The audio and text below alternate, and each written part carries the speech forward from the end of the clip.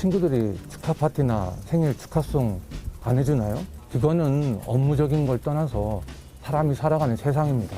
우리가 옆에 있는 책상 옆에 앉아있는 동료가 생일에도 그렇게 해주지 않습니까? 경호처 직원이 안마했다는 건 사실인가요? 처음 듣는 얘기입니다. 노래 제작에는 그런 세금이 안 들어간 건가요? 세금 들어간 적 없습니다. 이게 경호 업무와 어떤 연관입니까? 경호 업무 외적이라고 말씀드렸잖아요. 생일. 말씀해 주십시오. 경호 관련 유관기관을 모두 동원해서 소위 윤석열 삼행시 선발대회, 생일 축하 노가바, 경호처 합창 등이 있었고 해당 동영상도 있다고 본인 의원 확인했습니다. 맞습니까? 아닙니까?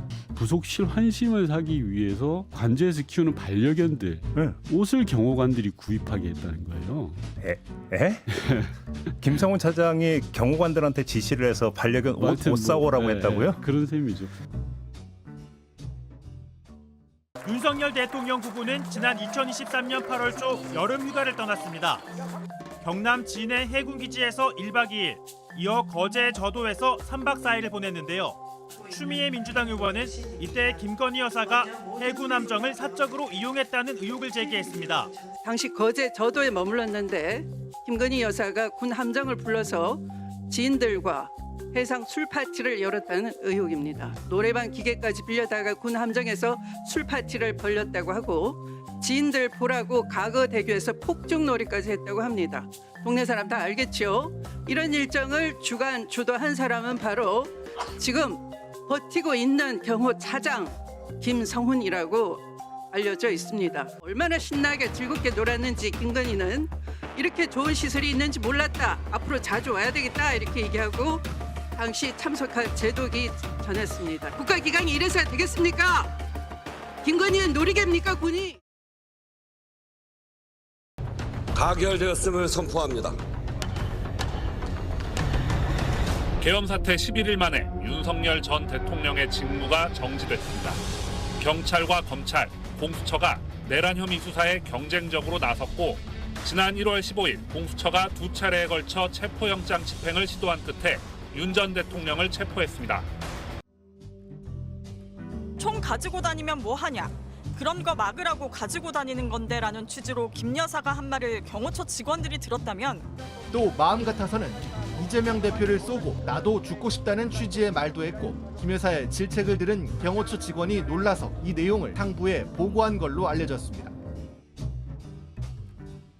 경찰은 앞서 윤 대통령이 체포 저지를 위해 총기 사용을 검토하라는 취지로 지시, 김 차장은 알겠다고 답했다는 경호처 간부의 진술을 확보했습니다. 또 김 차장 주재 간부회의에서 권총뿐 아니라 중화기 무장까지 거론됐다는 경호처 직원 증언도 나온 바 있습니다. 나를 체포하려고 접근하는 경찰들에게 총은 안 되더라도 칼이라도 휴대해서 무조건 막으라는 지시를 했다는 것입니다. 이 메시지 대화에서 윤 대통령은 국군 통수권자의 안전만 생각해라.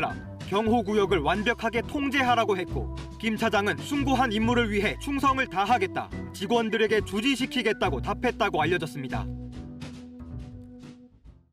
남편이 현장에서 큰 책임을 떠안게 될까 두려움이 앞섭니다. 나가지 않을 수는 없는지 애타게 설득하지만 현장에 나갈 수밖에 없는 남편의 뒷모습에 매일 너무나 고통스럽고 불안합니다. 부디 이 길고 긴 상황을 끝낼 결단을 내려주십시오. 주문, 상고를 모두 기각한다. 판결 선고를 모두 마치겠습니다.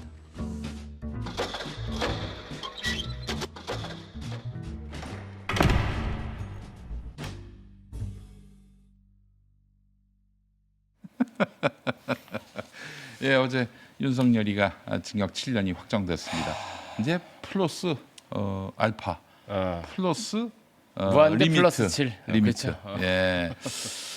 무기징역까지 더하면 아마 그렇게 될 것 그렇죠. 같은데. 네. 자, 이석현 평론가 어서 오세요. 안녕하세요. 전속평론가 이석현입니다. 그 지난 대선 때 2030의 민주당에 대한 민심 위반 누구보다도 분석을 많이 하신 분인데, 아니 그때 그 이대남들 굉장히 정치적 그 어떤 정무 감각이 굉장히 탁월하거든요. 예전에 전에 한번 어디서 식사를 하는데 뒷자리에 이대남들이 친구끼리 모여가지고 정치에 대해서 논하는 걸 들었는데 길도 쫑긋했군요.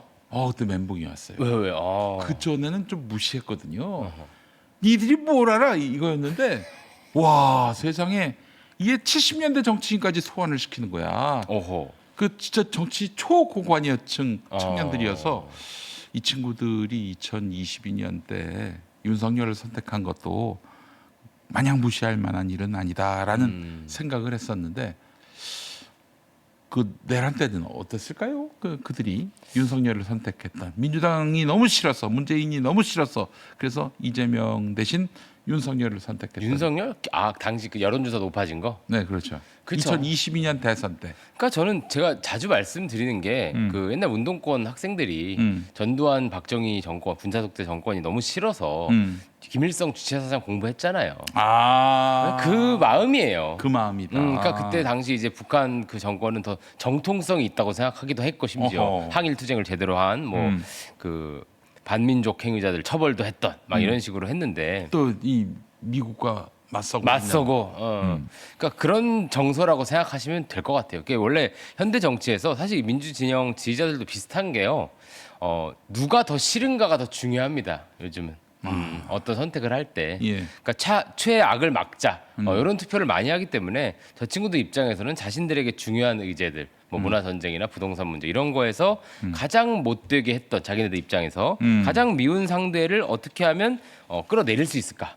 요것만 고민하는 거죠. 누가 싫으냐 이거에 따라서 판단 기준이 달라지는. 그 사실은 딴지 신도들도 그렇지 않습니까? 그럼요. 예. 지금 뭐 그렇게 하고 있죠. 김어준이 싫어하는 사람은 우리가 싫어해야 할 사람 이렇게 인식이 돼서 막 그냥 좌표 찍고 낙인 찍고 그렇게 해가지고 대립각을 세워야 그게 정의인 줄 알고. 옛날 그 이낙연 전 총리 지지자분들이 네. 이재명이 너무 싫으니까 윤석열 찍었잖아요. 뭐 네. 그런 거죠. 근데 인간의 약간 본성적인 그거죠. 사돈이 뭐 땅을 산 배 아프고 옆에 있는 사람이 더 미운 거예요 원래. 자 그렇다면은 현대 정치는 누가 더 잘하느냐도 있지만은 누가 더 비호감을 줄이느냐, 덜 미움받느냐도 되게 중요하겠죠. 이게 예술이야. 정치는 그렇죠. 그런 분야의 예술이 아닌가 싶은데 그래요. 그렇다면은 갑자기 좀 얘기 왜 한 거야 근데? 뭐 이제 이어가려고요? 얘기에 주제들이기도 해. 고품격이다. 그럼. 이거를 선호 투표제로 최민희 연결한다고? 얘기를 우리가 왜 하려고 하겠어? 대단하다 진짜. 최민희 이야기 잠시 후에 아. 다루도록 하겠습니다. 네. 근데 이제는 그렇다면은 뭔가 2030 세대들도 저 국민의힘은 아무리 밉더라도 저쪽 선택지는 아닌 것 같다라는 생각을 할 법도 한데 또 그렇게는 안 하는 것 같아요. 이제 근데 그 힘으로 그나마 지난 대선에서 이재명 대통령이 당선이 된 거기도 하고 또 많이 하나는 돌아서서 그러니까 2030 특히 우리 남성 얘기를 그때 많이 했는데 네. 아니 다 전체인가요? 그때 이재명 30, 이준석 30, 김문수 30 나왔어요. 저는 이렇게 봐요. 이게 김문수로 간 30은요. 정말 아까 말씀하신 민주당이 너무 싫으니까 그 국힘을 찍어 자유대학 느낌의 오른쪽으로 확 간 분들인데 사실 이준석 찍은 20대, 30대, 30은요. 민주당이 가져올 수 있는 30입니다. 그러니까 그분들은 정치 고관여층이 아니고 정치 저관여층인데 이 셋 후보를 보니 민주당 식구 국힘 근데 국힘도 못 찍겠어. 그러니까 이준석 찍은 거예요. 그러니까 평소에 그러니까 사표인 줄 알고 찍었을 거 아니야. 그럼요. 네. 그러니까 평소에 오해하시는 거는 이게 이준석 의원 좀 디스가 될 수도 있긴 한데 네. 2030 남성들이 이준석 의원을 그렇게 지지하지도 않습니다. 아 그래요? 그러니까 그게 좀 과잉 대표돼 있는 거고. 아니 저 펜코 가면은 뭐 그러니까 근데 모든 커뮤는 애초에 한 줌입니다. 딴지도 그렇고 뭐 다 그렇습니다. 좀 강한 분들이 모여서 이제 여론을 주도하는 건데. 예. 그러니까 뭐 커뮤 얘기를 길게 할 건 아니고 근데 강했던 때가 있었어요. 2030 세대의 지지가. 근데 이제 그때를 좀 지났고요. 제가 무슨 말씀 드리려고 하냐면 뭐 이준석 깔라고 한 게 아니라 그 2030 남성 여성 모두 포함해서 그 지지가 되게 부유하고 있다는 거예요. 아 떠다니고 있다. 어디에 고정돼 있지 않아요. 이준석한테 가 있지도 않고 김문수한테도 많이 가 있지 않아요. 국힘한테도 많이 가 있지 않고. 그러니까 그렇기 때문에 거기를 가져오는. 그러니까 마지막에 남은 중도층 무당층이 거기거든요. 결국 청년이거든요. 이걸 좀 어려운 표현으로 정치적 일체감이 없는 세대 계층이다. 그러니까 정치적 일체감이라고 하면 예컨대 내가 경상도란 말이지. 뭐 대단히 어려운 말도 아니었는데. 디폴트 값이 국민의힘 지지. 아하. UC 버클리 아니. 씨는 뭐 당연히 이제 일체감이 뭐 밀체감. 아니 그 개념을 모르는 사람도 많아. 미안합니다. 또 아는 참. 척했네 또. 그 이걸 좀 알아야 돼. 정치적 일체감. 이게 사실 우리가 가장 이상적인 환경은 이번에 국민의힘 잘하면 국민의힘 찍어주고 다음에 민주당 잘하면 민주당 찍어주고 그렇지. 이렇게 국민들의 마음이 순식간에 이제 바뀔 수 있는 구조, 변동성이 큰 구조. 아하. 그게 좋은 거 아니에요? 좋은 거죠. 와. 가장 이상적이지 감동적이다. 않습니까? 근데 그런 사람들을 두고 유시민 작가가 말씀하시죠. B라고. 아니 그러니까 우리가 대구의 상황을 보면서 안타까워하잖아요. 그럼. 김부겸이라는 그렇게 훌륭한 사람이 있음에도 불구하고 그 정치적 일체감. 영남은 국민의힘이야. 그 일체감 때문에 김부겸 버리고 그 저기 내란 중요임무종사 혐의로 지금 재판받고 있는 추경호를 찍는 이런 참담한 상황. 무지성 투표라고 그렇죠. 할 수도 있죠. 그게 사실은 2030 세대를 우리가 아쉬워하기도 하지만은 그러나 적어도 그 세대들이 경우에 따라서 민주당이 잘못하면 민주당에게 매섭게 그 회초리를 들 수 있는 그 세대라는 점. 오늘 아침부터 왜 이렇게 인사이트가 폭발하시죠? 아 그래요? 평소에 이렇게 얘기를 해요. 평소에는 그렇지 않더라. 아 그래요? 그렇지 않아도 이 대기화면 그 영상 보는 와중에 나한테 또 음모론을 제기했다가 그건 음모론이야. 내가 바로 컷했는데 무슨 얘기냐면은 뭘 또 얘기하려고 그래. 보안수사 폐지로 가장 덕을 많이 볼 계층이 변호사인데 지금 막 검찰에게 그 수사권을 완전히 가야 한다, 빼앗아야 한다 이렇게 얘기하는 사람들 보면은 율사 출신들이 많아. 예, 그래서 혹시 이제 변호사 업계 나중에 돌아가더라도 떼돈 벌려고 뭐 이런 우리가 이런 추측을 했더니 음모론이라고 막 이런 단언을 김어준식 작전 세력 사고를 우리가 넘어서야 됩니다. 알겠습니다. 대인님. 알겠습니다. 없습니다 그런 사람. 넘어서겠습니다. 자 갑시다.